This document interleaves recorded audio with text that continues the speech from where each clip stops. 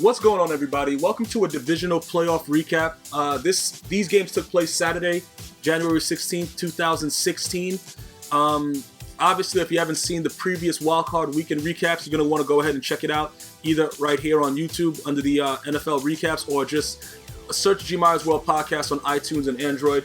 On the Android, you'd have to get the podcast source app to access the GmiasWorld podcast. Either way, it's available for free download, and we're going to go ahead and jump right into it. Two very, very exciting games in their own right. The Chiefs at the Patriots.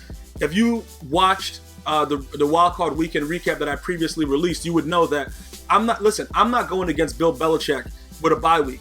I don't care if he's cheating, spy gating you, whatever kind of gate, whichever kind of gate he's gating you with, he's gonna usually win. They have a ridiculous record at home. I have to really trust Tom Brady and Bill Belichick at home after a bye week. I'm not going to sit here and be one of those guys like, yeah, you know what, Kansas City's looking good, whatever like that. I will give Alex Smith a lot of credit that he did play well, but you got to remember, Jeremy Maclin being injured, high ankle sprain, things like that. That was a guy that caught almost 1,100. He had almost 1,100 yards during the regular season. It's hard to lose one of your main targets like that and expect to win. And he still did make a key catch on the right side when it was needed for a first down. But the one thing that I did notice yesterday is that Alex Smith is a pretty decent QB. I was one of those guys, like when he was going through that little phase with the 49ers, and Kaepernick was looking like he was, the guy. I wanted to see, you get eager. You want to see what Kaepernick can do. Obviously, we know right now, Kaepernick last season, bro. Listen, I don't know what was going on. You know what I'm saying? That dude is straight garbage. But I think now with Chip Kelly there, he's going to be worse. Chip Kelly is a fat piece of douche.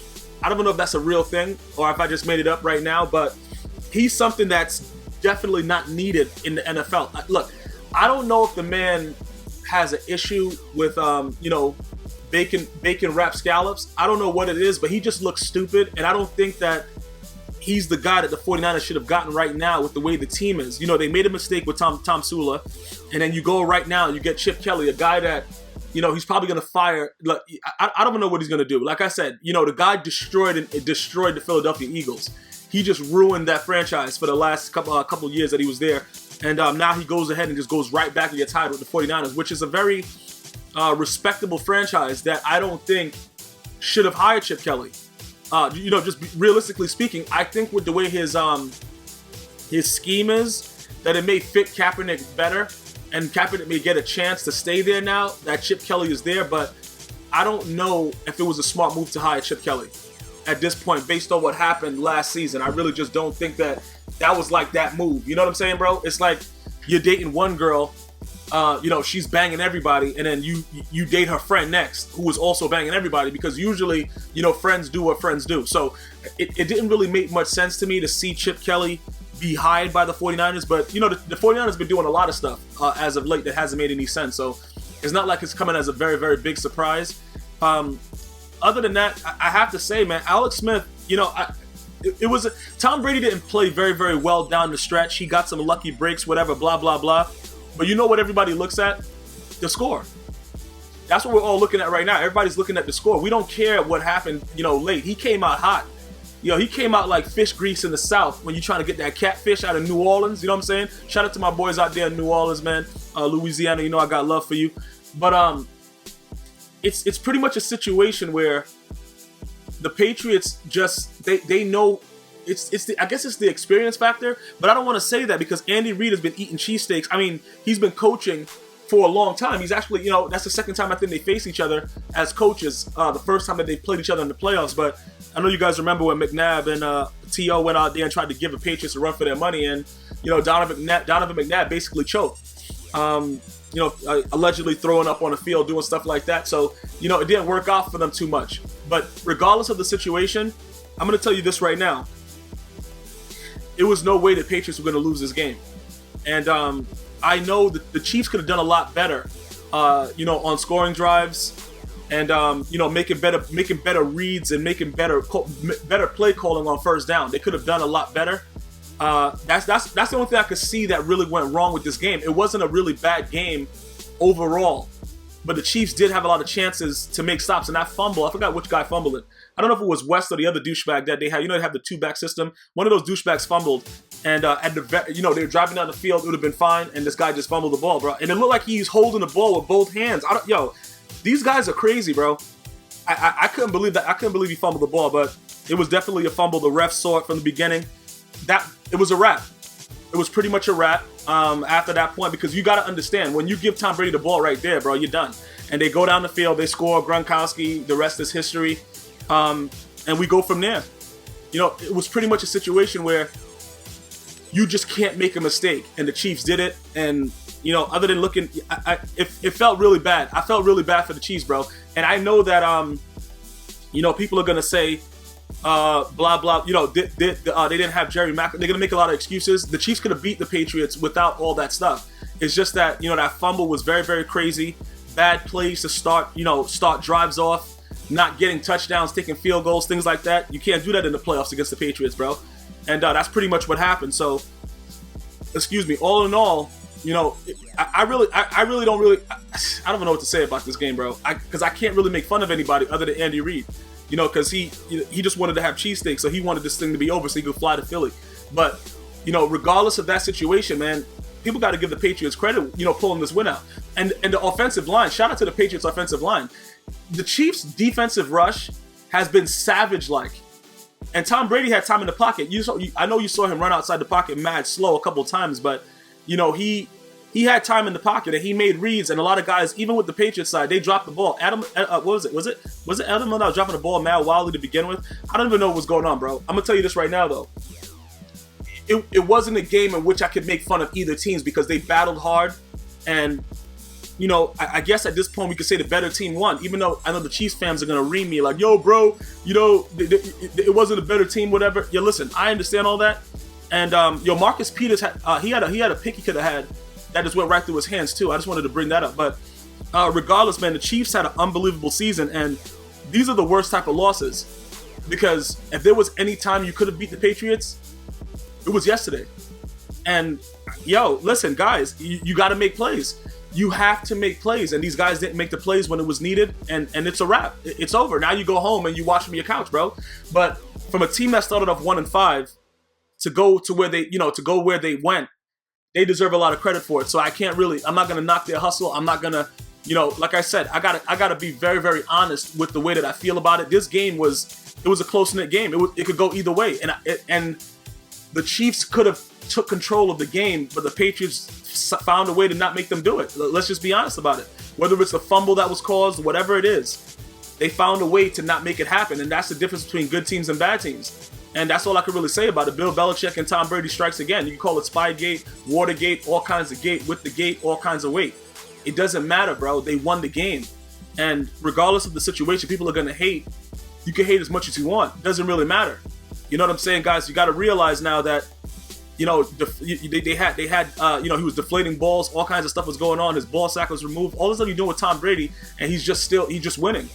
You know what I'm saying, bro? The dude is DJ Khaled. All I do is win. Like, bro, this is not good. For everybody that's running off at the mouth, when I said the Patriots will win the game, their reasoning was, the Kansas City Chiefs are hot. Alex Smith is a good QB.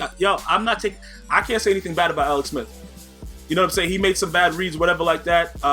Overall, I think he's shown that he's a franchise quarterback. That's my opinion again. But the Patriots found ways to win this game, and that's pretty much where we leave off. That's it. It's over. Congratulations to the Patriots. They're moving on. You know what I'm saying? And that's it. There's nothing else I could really say about it. I don't know where else to go with it. You know what I'm saying? So I can't really make fun of either team. I know that a lot of guys gonna be sad about that. Other than Andy Reid, everything was good. You know what I'm saying? So we're gonna good game. Well, I don't really say good game. Well, I could say good game with NFL when it comes to that. But if you guys watch my Madden NFL videos, if you guys are gamers, Madden NFL 16, you would know that I don't utilize the words good game anymore in that aspect. But in this NFL overall aspect, it was definitely a good game. Next game, this was the game, bro. This was the game of the century right here. Packers at Cardinals. Packers 20, the Cardinals 26. Now, we're not going to talk about the fact that the ref flipped a coin that didn't flip. Ridiculous calls weren't made, Aaron Rodgers with another vicious Hail Mary. This guy, bro, I don't know what the hell. Yo, that he has to have the strongest arm in the NFL. He has to. He has to be something. Yo, this guy is throwing Hail Marys like it's like he made Doug Flutie. Like nobody even cares. Look, Doug Flutie did it on a college level. This man is doing it in the NFL on a regular basis. Aaron Rodgers. Look, if you're a Packers fan, I know you guys are pretty upset about some of the calls that weren't made, a lot of crap that wasn't going your way. And look, the refs in some cases are very, very blind. You know what I'm saying, bro? And it's a sad situation. Obviously, Fitzgerald in overtime took care of business. That run all the way to the other side of the field, that was ridiculous. Carson Palmer tried his best to give this game away. And you guys got to remember where Carson Palmer's coming from. None other than Marvin Lewis when he was with the Bengals with TJ Who's Your Mama and the other douchebag. I forgot his name right now. But did he change his name or something? Chad Ochocinco, whatever his name is. Remember those days? Carson Palmer had a lot of weapons, but he has a problem with choking, bro. And I thought he was going to choke this game, and he didn't at the end when it counted the most. So we're not even going to go through those things. We're going to talk about Eddie Lacy. Now, I didn't know that Eddie Lacy had a Twitter that's been going on for years, even before he got into the NFL or whatever. And he's, I had a lot of things to say about him on Twitter at GmiasWorld. The guy is fatter than life right now. The guy's running around mad fat. And if you guys saw the slowest 60-yard run I have ever seen, this guy had so much blocking downfield. It was like a truck load of people in front of him. And he couldn't make it to the end zone. He was running for like 3 days, bro. Eddie Lacy's a fat... Listen, this guy needs to go on the Atkins diet twice, slim fast 4 times, have 5 colon cleanses in the same day. Yo, this guy is... I don't know what the hell... They put him in a lot, and I understand that was just one big run. After that 60-yard run, he didn't come in for like 2 series, bro. Yo, when is the last time you guys see a NFL running back, allegedly starting, need a breather for 6 hours? This guy, I don't know what the hell, this. And then if you read his Twitter, the guy's like, oh Lord, yes, food. Like, bro, you're a running back. And then he's saying stuff like, I shouldn't be eating, but I'm gonna eat anyway, shaking my damn head. Bro, this guy right here, if he doesn't come back, I think Mike McCarthy has to be very, very strict with him. And I think he has to come back, a lot more defined and ready to go, because that was an embarrassment. That was truly an embarrassment what I saw. I know a lot of the Packers fans were like, God damn, when are you going to get to the end zone? Because remember, it would have been a lot different game. Like, momentum is very, very crazy in these games. And every time I look at Eddie Lacy, and I think it's like his padding. Like how Peyton Manning looks stupid because he puts extra padding all over himself.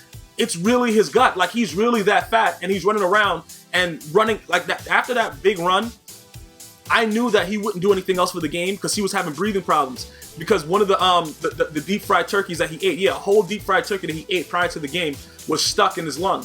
This guy has to do better, bro. And all you Packers fans, look, somebody has to say something. Like, this guy is running around, and he was talking about getting up 45 minutes earlier to eat Mickey D's. You guys can check his Twitter. I'm not making this up. This guy is, that was regardless of what happened with this game, that was going to be the talk of the town. Eddie Lacy is a fat, listen, this dude right here cannot be he has to do something about it. You can't look like that. And that's the bottom line. Other than that, Aaron Rodgers played very, very well. The Green Bay Packers, overall, I thought had the game in the bag. I thought they could have won this game. Sam Shields dropped a pick that Carson Palmer tried to give him to seal the game. And then for them to score off of a tip, it was just meant for the Cardinals to win the game. Let's just call it what it is. It was meant for the Cardinals to win the game.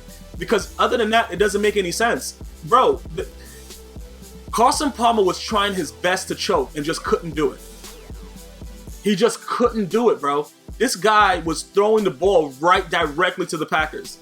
Even what was it? Chris Collins was like, oh my God, these bad throws. It's like he has to stop and try. Bro, people couldn't believe what he was doing. They couldn't believe what he was doing. He just kept on doing it. And for some reason, when Aaron Rodgers with another Hail Mary, this game had to be one of the most exciting games for different reasons in NFL history. One, because we saw a fat man, bro, that just had 16 pancakes, bro, on the sideline, a glazed jelly donut with fried Skittles, a deep fried turkey, and gummy bear sandwich, bro. And everybody was blocking for him. There was no reason why that man shouldn't have made it to the end zone. There was no reason why that shouldn't have happened, bro. And if they don't look at the film, and say, you know what, we got to do something about this guy. He has to come back on a major diet. I have no faith in it. I have no faith that the Packers can do anything. I really and truly, honestly don't think that they can do anything because this is a joke at this point. Bro, that right there, I was laughing so hard, bro. Bro, there's nothing to really laugh about when a guy is running it for 6. Like any other running back you put in there, he's going for 6. That blocking, there was pancaking dudes, bro. It was all the way down the field. The play before that, I don't know if you guys remember, when he slipped on bacon grease that was in his back pocket. Bro, he just slipped, got back up like, oh, I got fuel. You know what I'm saying? I had 16 glazed donuts. Like, this dude is just really ridiculous, bro. And I'm very, very disappointed that, somebody hasn't told him that he needs to be on 6 diets at once. And it has to happen. And it needs to happen right now. And that's pretty much it. Other than that, we have to see what goes on and we'll figure it out. But I really don't know what else to do. At this point, we have to make a decision. And we have to make a decision now. Is it Eddie Lacy's fault or is it not? And we got to go from there. I hope you guys enjoyed this recap. Definitely check out the Seahawks at Panthers and the Steelers at Broncos. And I'll see you as soon as possible with another recap. Until next time, one love.